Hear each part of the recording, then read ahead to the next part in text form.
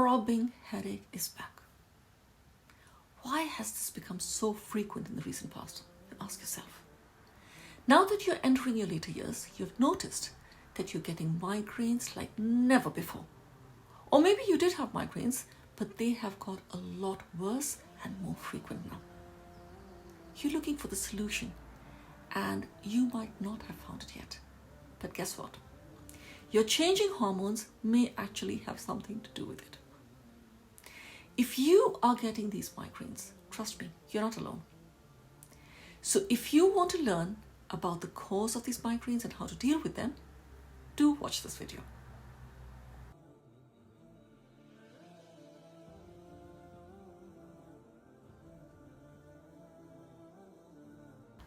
Assalamu alaikum sisters. Welcome to my channel. If you are new here, my name is Dr. Nikita Islam. I'm a gynecologist turned perimenopause health coach. I'm also a revert Muslimah and a mother to 3 wonderful children, alhamdulillah. I help Muslim women navigate through perimenopause and menopause with more energy, focus and confidence by following holistic wellness practices that are safe and effective, easy to follow and aligned to our theme. If you are interested in knowing more about perimenopause and menopause, I invite you to attend my free workshop, Hormonal, where I talk extensively about menopause and perimenopause and all the different changes that your body goes through during this phase of your life. Professor Anne McGregor, a specialist in headaches and women's health, found that 80% of women who attended her migraine clinic were women in their 40s. A survey found that 42% of women can experience migraines in their perimenopause years, often with other symptoms of perimenopause. And 78% of these women experience severe headaches that impacted their quality of life. And I see this frequently in my coaching practice. When Yasmin first came to see me, she was having a lot of perimenopause symptoms, and one of which was severe headaches. This was very confusing for her because it was the first time she was having headaches. She had not experienced headaches when she was younger. She also felt quite sick when she had these headaches. Her periods had become quite frequent and she was having 2 periods a month. And she noticed that most of the time the headaches would come on with the periods. Yasmin had to take a lot of strong medication to control the pain, and this further upset her tummy because she was prone to gastritis. She was feeling very distressed because of this. As we worked together and worked on different avenues of diet and lifestyle, alhamdulillah, her symptoms improved and the headaches were not as frequent. She could get by without taking strong medication on most days. Her periods also became better and of a normal duration, and this decreased the frequency of the headaches, which in her case were related to her periods. So, why do we get migraines in our perimenopause?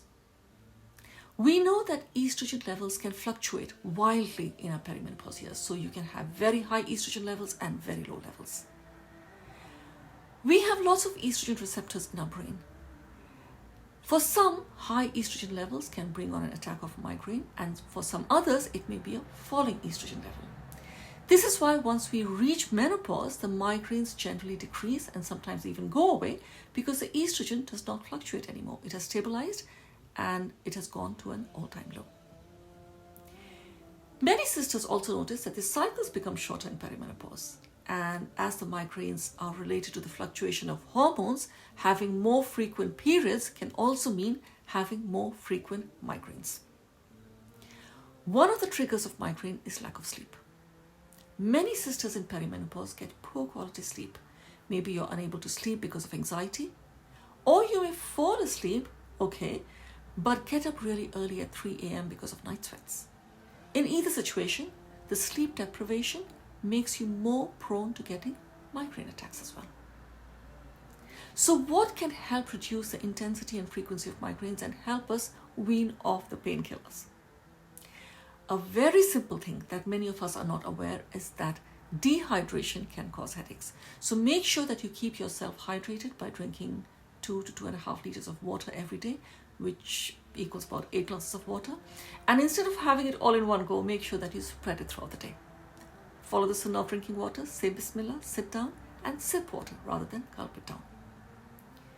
Estrogen helps keep water in the cells, and as the levels of estrogen fall, we need to make sure that we keep on top of our hydration so that cells are hydrated. Stress reduction is very beneficial in reducing headaches. Many a time migraines may be because of stress. So you could go for a walk in nature, listen to Quran, talk to a friend. A very quick way of getting out of stress is doing a physiological sigh, which takes just a few seconds. Watch this video to understand how to do a physiological sigh. It's really important to be very self-aware and realize that you're stressed. Stress is a mental state which can manifest in our body in different ways. For instance, when I am stressed, I realize that I'm holding my breath. For some people, you get headaches. For others, you get a tummy ache. And it's likely that the migraines that you're getting are a manifestation of mental stress. Hormonal imbalance can contribute to migraines. Usually it is high levels of estrogen. There are many ways of correcting a hormonal imbalance. The form of hormonal imbalance is usually an estrogen dominance, where you have relatively more estrogen as compared to progesterone.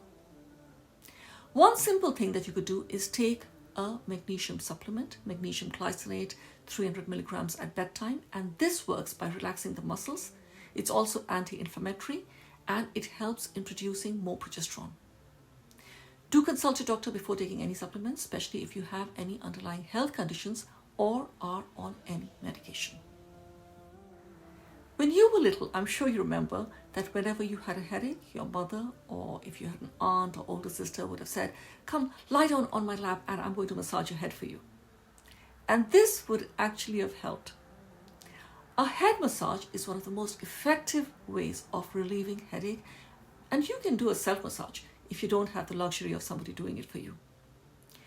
The best way to do it is to take a carrier oil, like either coconut oil or olive oil, and put a couple of drops of lavender oil in it and massage it on your temples and then all the way in your head wherever you're feeling the pain. And this can be really very helpful. Let me share an interesting fact with you. Many of us might think that because perimenopause migraines are directly related to hormones, HRT might be the solution to the migraines. Now, HRT may help some women, but there have been studies which have shown that sometimes HRT can actually worsen the migraine. So you need to see what works for you, and what might work for you might not work for me or might not work for others. And this is where self-awareness comes in. Realize that there is no perfect solution and there is nothing like one size fits all.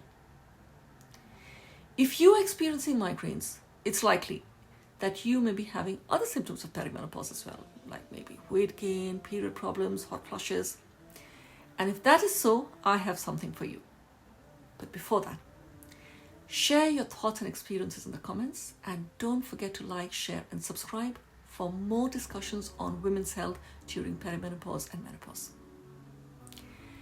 If you are experiencing different symptoms of perimenopause, I have created a playlist of the most common symptoms of perimenopause and actionable tips to help with them. Do check them out here. Jazakumullah khairan for watching, and I will inshallah see you in my next video. And remember, your best is yet to come.